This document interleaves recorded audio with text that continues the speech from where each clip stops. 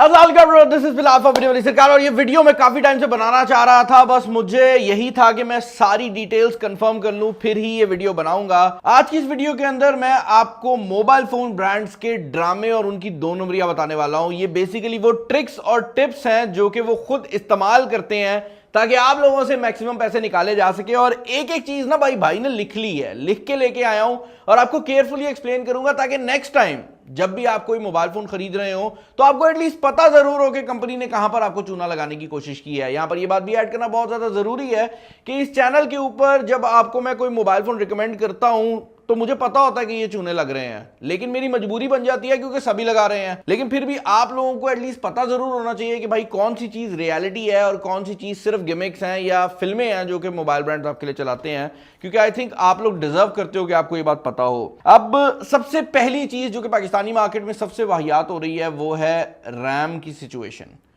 Basically Pakistani market specially local market में आज भी मोबाइल फोन रैम की बेस पे बिक रहा है। यानी कि जब भी किसी कंपनी का मोबाइल फोन बेचा जाता है तो पूछा जाता है भाई 4 GB वाला वीवो का फोन दिखा दे या 8 GB वाला रियलमी का फोन दिखा दे। और यही वजह है कि मोबाइल ब्रांड्स को भी ये बात समझ आ गई है और यही वजह है कि आपको 30,000 रुपए की रेंज के अंदर भी ऐसे मोबाइल फोन देखने को मिल जाएंगे जो कि 8 GB रैम प्रोवाइड कर रहे हैं। रियलिटी ये है भाई कि आपको इतनी रैम की जरूरत ही नहीं है, और अगर आपको इतनी रैम की जरूरत हो भी तो वो 30,000 वाला मोबाइल फोन आपके लिए काम में आ ही नहीं सकता, क्योंकि वो मोबाइल फोन कभी रैम को इस्तेमाल ही नहीं कर सकेगा।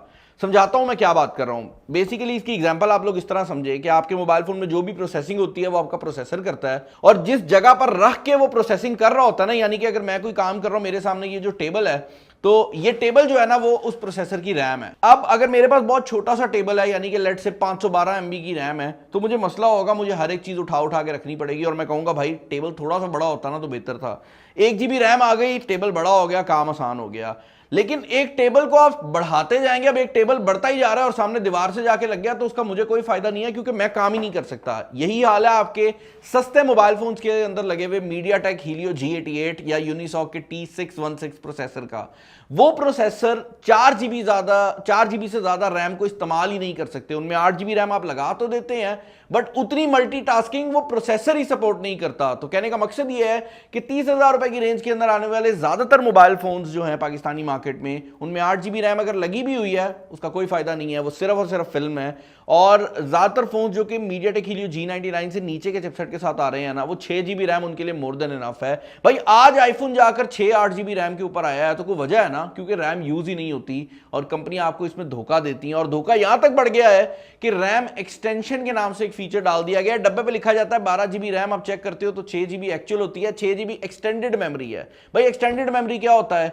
आप वो 6 GB इस्तेमाल नहीं कर पा रहे, आपने वो स्टोरेज वाली मेमोरी को यूज क्यों करना है? तो कहने का मकसद यह है कि रैम को देखकर कभी भी मोबाइल फोन ना खरीदें, सीधा सीधा चूना लगेगा। दूसरी बड़ी चीज जो कि आप लोगों के साथ हो रही है वो है भाई रीब्रांडेड प्रोसेसर और सेंसर। ये सबसे खतरनाक चीज है जो कि हो रही है। बेसिकली मोबाइल कंपनीज को और जो प्रोसेसर बनाने वाली कंपनियां, उनको ये बात पता लग गई है कि अवाम को सिर्फ बड़ा नंबर दिखा दिया जाए, अवाम खुश हो जाएगी। अगर मैं आपसे पूछूं कि MediaTek Dimensity 1080 और MediaTek Dimensity 7050 में से कौन सा बड़ा चिपसेट है, कौन सा ज्यादा पावरफुल है, तो आप हमेशा कहेंगे भाई ठीक है ना, जिसका नंबर 7050 है वो 1000 वाले से ऊपर होगा। रियलिटी ये है भाई कि ये दोनों सेम चिपसेट हैं। कंपनी ने 1080 को पकड़ा, उसका नाम चेंज किया, उसको 7050 किया और आवाम को चिपका दिया। अब जो टेक रिव्यूअर है वो बेचारा तो शायद आपको वीडियो में Antutu बेंचमार्क या गेम करके दिखा दे कि भाई परफॉर्मेंस किसकी है, लेकिन एक बंदा जब आम मार्केट में जाएगा तो उसके लिए तो जो 1000 नंबर वाला CPU है वो कम ही होगा ना, और जो 7000 वाला है वो ज्यादा ही होगा। और ये चीज यहां तक रुकती नहीं है, ये दोनों कंपनीज MediaTek और स्नैपड्रैगन दोनों करती हैं। स्नैपड्रैगन ने नया काम शुरू किया हुआ है। स्नैपड्रैगन अपना पुराना कोई प्रोसेसर लेकर आती है जो उनकी 700 सीरीज का था, उसको रीब्रांड करती है और उसे कहती है ये ना हमारा स्नैपड्रैगन 8S Gen 3 है, ताकि सुनने में लगे कि भाई स्नैपड्रैगन का सबसे टॉप प्रोसेसर स्नैपड्रैगन 8 Gen 3 है तो ये उसका S वर्जन है। जबकि रियलिटी ये है कि भाई वो 700 सीरीज का प्रोसेसर था जिसको रीब्रांड कर दिया गया है। यही चीज आपको G सीरीज के प्रोसेसर में भी देखने को मिलती है, और ये चीज कैमरे के सेंसर में भी हो रही है। अभी रिसेंटली एक फोन लॉन्च हुआ जिसमें सोनी LYT600 सेंसर था। हमने वो सेंसर जब जाकर इंटरनेट पर सर्च किया तो पता ये लगा कि ये सोनी का सेंसर पहले IMX882 के नाम से आया करता था, बट सोनी ने उसका नाम चेंज किया, दोबारा लॉन्च किया और आवाम को चिपका दिया और कंपनियों ने भी प्रमोट करना स्टार्ट कर दिया। तो रीब्रांडेड प्रोसेसर और रीब्रांडेड सेंसर से बचें।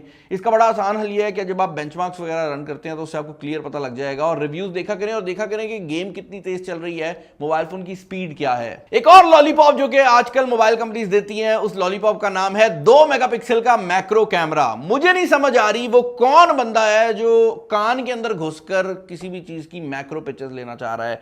यानी कि आप अल्ट्रा वाइड एंगल कैमरा निकालने को तैयार हो जाते हो, आप मैक्रो कैमरा नहीं निकालते। मतलब हर बंदे को मैक्रो कैमरा डालना है, और जो नीचे वाली कंपनी है वो तो सोने पे सुहागा करती हैं और वो कहती हैं भाई हम मैक्रो कैमरा भी डालेंगे, हमारा 2 मेगापिक्सल का लाइट सेंसर है और 2 मेगापिक्सल का फोकस सेंसर है। वो कुछ नहीं काम करते। वो सेंसर मौजूद ना भी हो तो सॉफ्टवेयर से आपको पोर्ट्रेट कैमरा मिल सकता है। तो कहने का मकसद ये है कि कंपनियां सिर्फ जो 4-4 कैमरे लगा के दे रही है ना, वो प्रॉपर 2 नंबरी है। एवरीबॉडी सबके सब चोर हैं साले। और कैमरास की ही बात हो रही है तो एक और 2 नंबरी जो कि होती है वो मेगापिक्सल वाली है। इसकी भी एग्जांपल एग्जैक्टली वही टेबल वाली एग्जांपल मैं दूंगा। जब शुरू में मोबाइल फोन के कैमरास आए हैं ना, तो वो 0.3 मेगापिक्सल के थे, यानी 1 मेगापिक्सल भी पूरा नहीं था, तो लोगों को रेजोल्यूशन कम मिलती थी। उसके बाद क्या हुआ कि जब नोकिया ने कैमरे अपग्रेड किए तो 2 मेगापिक्सल का कैमरा आया और बहुत शोर डला कि भाई इस मोबाइल फोन में 2 मेगापिक्सल का कैमरा है, क्योंकि 2 मेगापिक्सल ठीक रेजोल्यूशन होती है।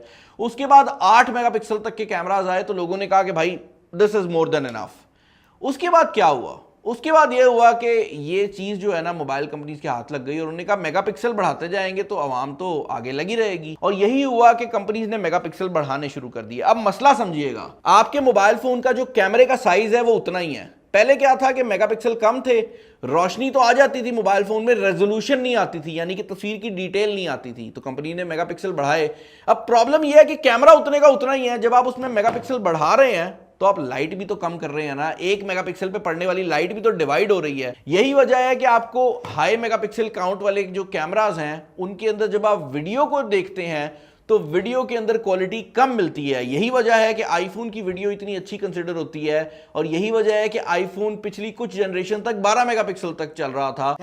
पकड़ लिया सालों पर। और यही वजह है कि आज भी अगर आप सोनी के हाई एंड कैमरास देखते हैं तो वो 12 मेगापिक्सल से 24 मेगापिक्सल पे चल रहे होते हैं, क्योंकि भाई किसी बंदे को 200 मेगापिक्सल कैमरे की जरूरत नहीं है। आपने कौन सा बिलबोर्ड खींचने हैं, आपका तो दिल है कि आपकी शक्ल अच्छी आए, अंधेरे में भी तस्वीर ठीक आ जाए, तो मेगापिक्सल के पीछे मत भागा करें। अगेन वही बात है, रिव्यूज देखा करें और तस्वीर को देखा करें कि तस्वीर आपको कैसी लग रही है, क्योंकि सिर्फ मेगापिक्सल कुछ नहीं बताते। 30,000 में भी आपको 108 मेगापिक्सल कैमरे मिल जाते हैं। अब आप लोग ये सोच रहे होंगे कि बिलाल भाई तो यहाँ पे आसान जरा इजी हो जाएंगे और बिलाल भाई हमें फास्ट चार्जिंग के बारे में नहीं बताएंगे, लेकिन आपको मैं फास्ट चार्जिंग के बारे में बताऊंगा।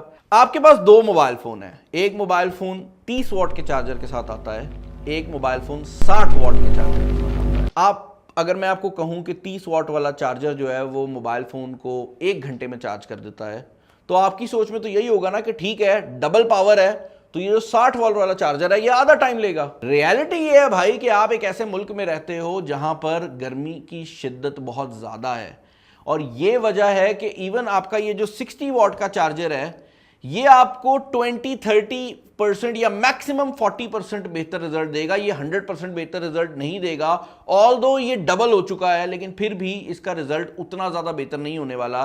तो अगर आप कभी एक मोबाइल फोन देखते हैं जिसमें 33 वॉट का चार्जर है और आप दूसरा मोबाइल देखते हैं जिसमें 45 वॉट का चार्जर है, तो आपको तो यही लगेगा ना बहुत ज्यादा फर्क है। रियलिटी ये है कि आपको जो फर्क मिलेगा वो 10 मिनट का भी नहीं देखने को मिलेगा, क्योंकि गर्मी की वजह से ये जो चार्जर है हमेशा 45 या 30 वॉट पे चलते ही नहीं है। जैसे ही मोबाइल फोन गर्म होगा ये ऑटोमेटिकली अपनी वोल्टेज नीचे कर लेंगे और उसकी वजह से आपको चार्जिंग टाइम ज्यादा ही देखने को मिलेगा।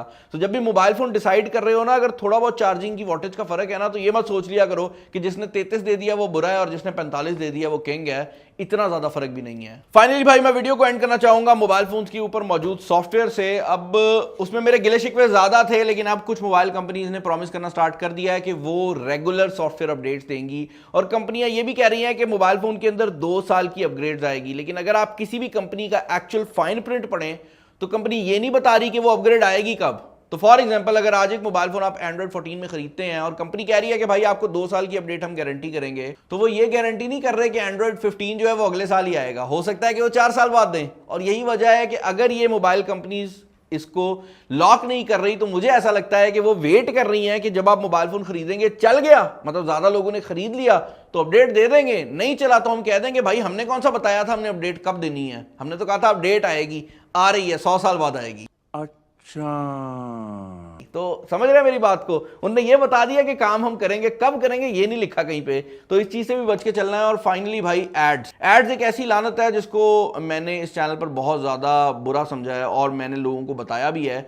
काफी मोबाइल कंपनीज एड्स दिखाती हैं और काफी मोबाइल कंपनीज रिकमेंडेड एप्स दिखाती हैं और काफी मोबाइल कंपनीज दूसरी कंपनियों से पैसे लेकर डब्बे के अंदर आने वाले मोबाइल में भी ये सॉफ्टवेयर इंस्टॉल करके भेजती हैं और कंपनियों से इनके मुआहदे हो रहे होते हैं कि भाई मेरे इतने लाख मोबाइल फोन बिकना है, लाख मोबाइल फोन के अंदर आपकी सॉफ्टवेयर पहले से इंस्टॉल होगी या आपकी गेम पहले से इंस्टॉल होगी। तो भाई ये जो ब्लोटवेयर है ना, इस पे भी आप लोगों ने खास ख्याल रखना है। जब भी मोबाइल फोन खरीदने जाते हैं देखें, अगर वीवो का फोन है तो उसमें वीवो के अलावा कितने लोगों की सॉफ्टवेयर है, अगर रियलमी का फोन है तो रियलमी के अलावा कितनी सॉफ्टवेयर है, रेडमी का फोन है तो रेडमी के अलावा कौन कौन सी सॉफ्टवेयर आ रही है। और अगर ज्यादा ब्लोटवेयर है तो उस मोबाइल फोन को आप मत परचेज करें। उसकी रीजन ये है कि कंपनी को पता होना चाहिए कि अच्छा सॉफ्टवेयर एक्सपीरियंस भी हर एक बंदा जो मोबाइल बाय कर रहा है उसके लिए जरूरी है।